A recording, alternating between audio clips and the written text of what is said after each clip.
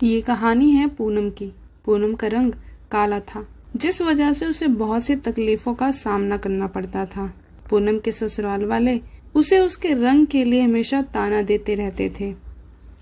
पूनम अपनी माँ से रोते हुए बोलती है, मम्मी, ये सब मुझे ताने देते हैं मेरे रंग के लिए।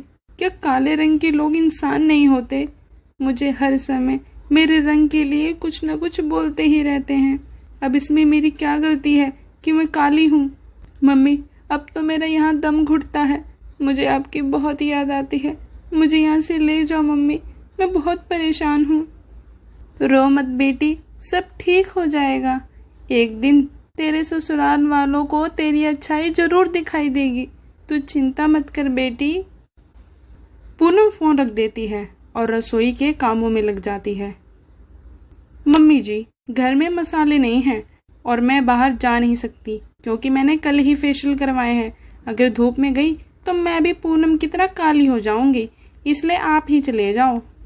लेकिन शीतल बहू, मेरे तो घुटनों में कल रात से ही बहुत दर्द है, मैं कैसे जाऊं अब? अच्छा, फिर तो बिना मसालों के ही खाना खाना पड़ेगा। अरे, बिना मसाले के क्यों खाएंगे? वो काली जाएगी ना। वैसे तो किसी काम आती नहीं है, कम से कम घर के लिए मसाला तो ले आएगी। शीतल पूनम को बुलाती है। पूनम, मैंने लिस्ट में सारे मसाले लिख दिए हैं, याद से सब कुछ लेते आना, देखना कुछ भूल मत जाना। ठीक है दीदी। पूनम मार्केट के लिए निकल जाती है, लेकिन वहां जाकर उसे पता चलता है कि आज तो सोमवार है और सोमवार के दिन मार्केट बंद रहती है। अरे, अब क्या करूं? मसाले नहीं ले गई तो माँ जी मुझे बहुत सुनाएंगी। वैसे कुछ भी कहो मम्मी जी, आपका प्लान बहुत अच्छा था। हमें तो पहले ही पता था कि आज मार्केट बंद रहेगी। घूमती रहे अब पूरे दिन इस धूप में और काली हो जाएगी। सही में मम्मी जी, आप भी ना पूनम को तंग करने का एक मौका नहीं छोड़ती हैं। अरे क्यों छोड़ूं? वैसे भी उसने हमारा जीना हराम कर रखा है। मरती रहे अब धूप में। पूनम इधर उधर भटक ही रही थी कि उसे अचानक रास्ते में एक बूढ़ी आंटी जमीन पर गिरी मिलती हैं। अरे, ये तो बेहोशी हालत में दिखती हैं। मुझे इनके लिए पानी लेके आना चाहिए। पास की दुकान से पूनम पानी की बोतल लेकर आती है और बुढ़िया के चेहरे पे छिड़कती है। अरे बेटी, तुमने मेरी इतनी मदद करी, उसके लिए शुक्रिया। वरना आज के समय में अपने ही अपनों के काम नहीं आते हैं। लेकिन तुमने मेरी इतनी मदद की है तो मेरी एक मदद और कर दो।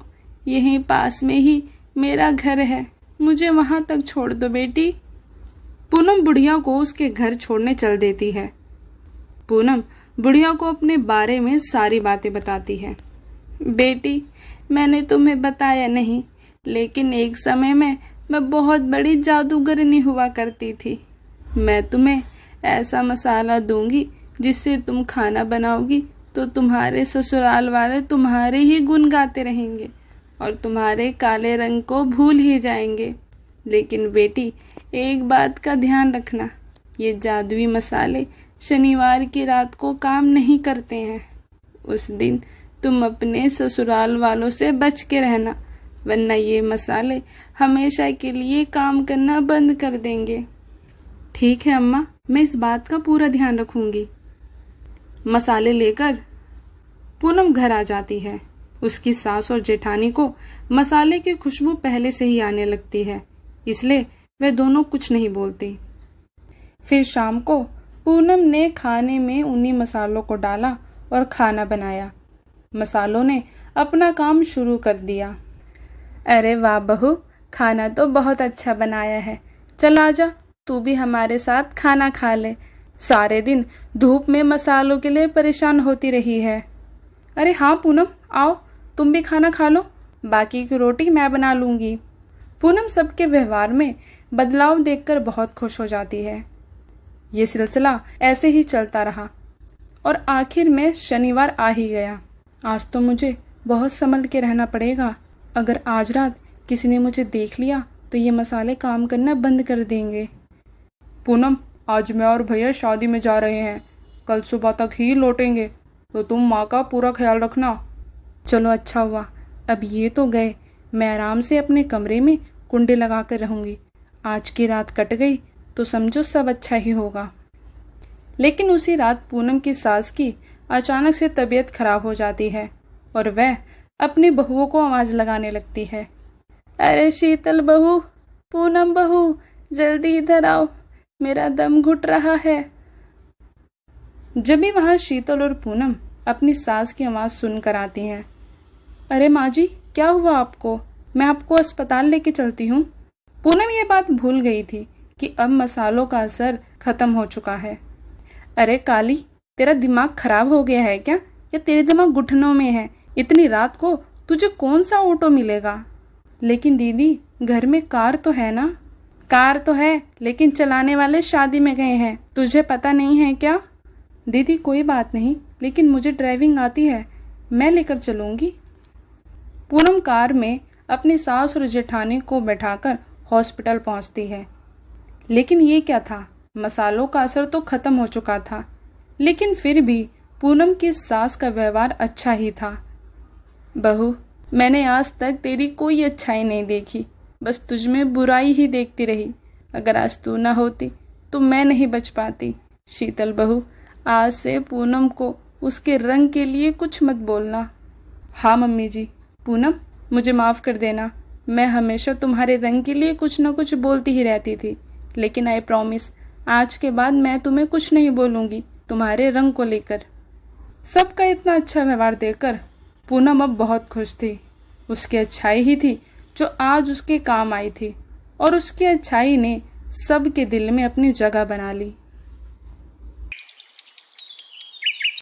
इस कहानी के सबसे मुख्यधार किरदार है सुहाना, जो कि खुराना कंपनी के मालिक प्रकाश की इकलौती बेटी थी।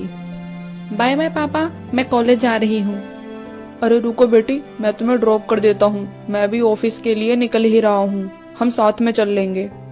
अरे नहीं पापा, मैं पहले ही देर हो रही हूँ, आप आराम से नाश्ता करिए, मैं चली जाऊंगी।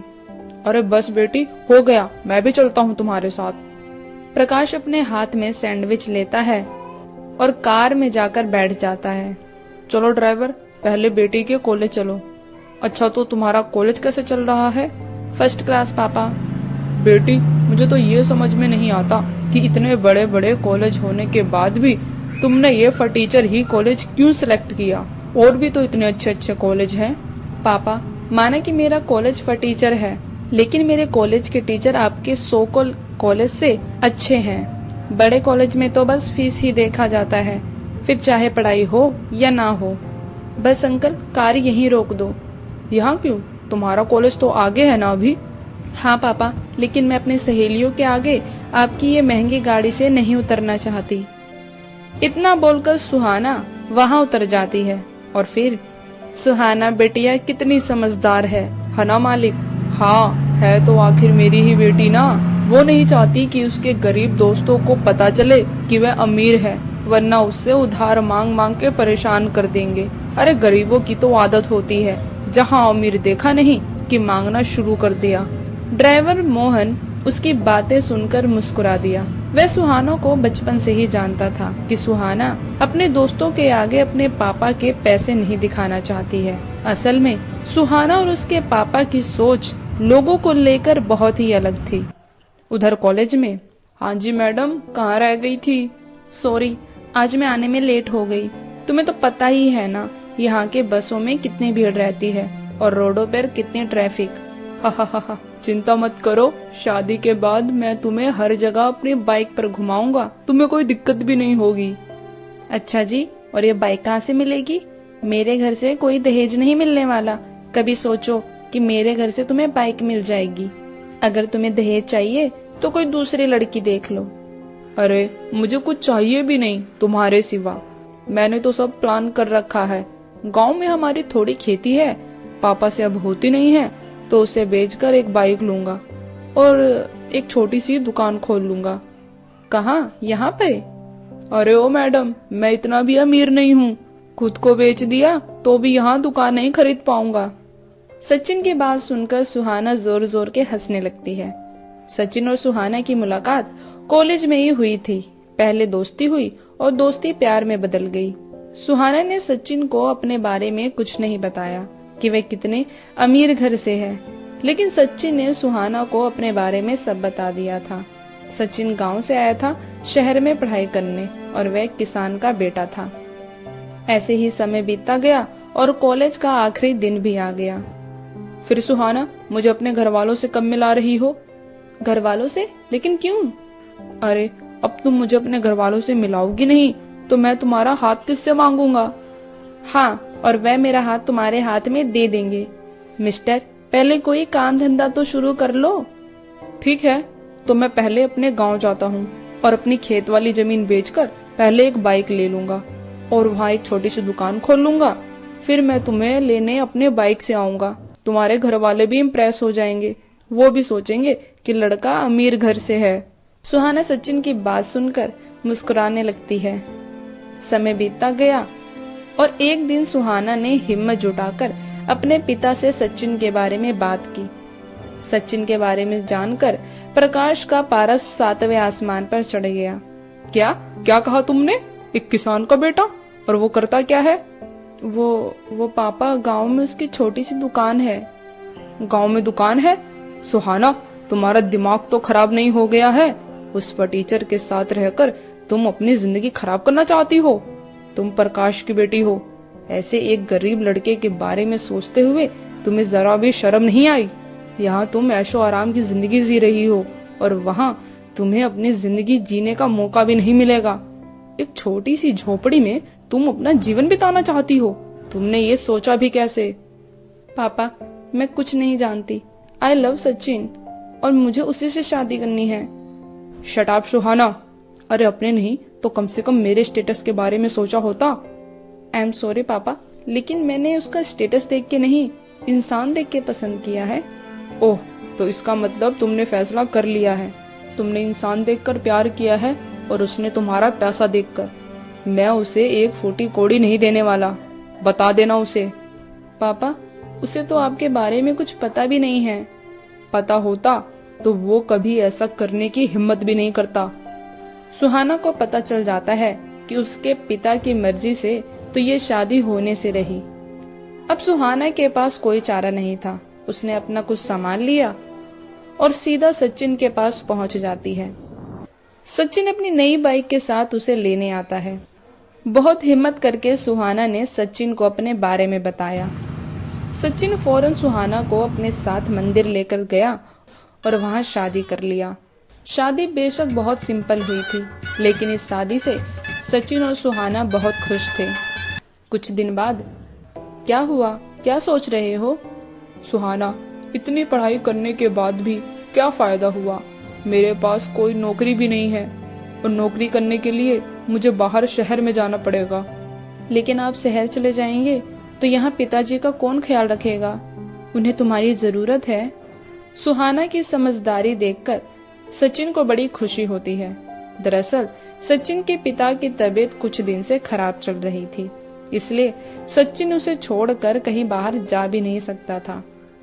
कुछ दिन बीत जाते हैं जब सुहाना के दिमाग में एक ख्याल आता है, सचिन, हम ऐसा क्यों नहीं करते?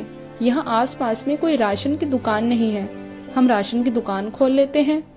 लेकिन दुकान के लिए भी तो पैसे की जरूरत पड़ेगी ना। आप ऐसा क्यों नहीं करते? अपनी बाइक बेच दीजिए और जिससे पैसे आएंगे उसे दुकान खोल लेंगे। जब हमारे पास पैसे होंगे तो हम फिर से बाइक ले लेंगे। लेकिन मैंने वो बाइक तुम्हारे लिए ली है सुहाना। कोई बात नहीं सचिन, वो तो तुम फिर ले लोगे। अभी हमें पैसे की ज्यादा जरूरत है। सुहाना की बात मानकर सचिन ने गांव में एक राशन की दुकान खोल ली। दुकान अच्छी खासी चलने लगती है और जल्दी ही उनके घर की आर्थिक स्थिति ठीक हो जाती है।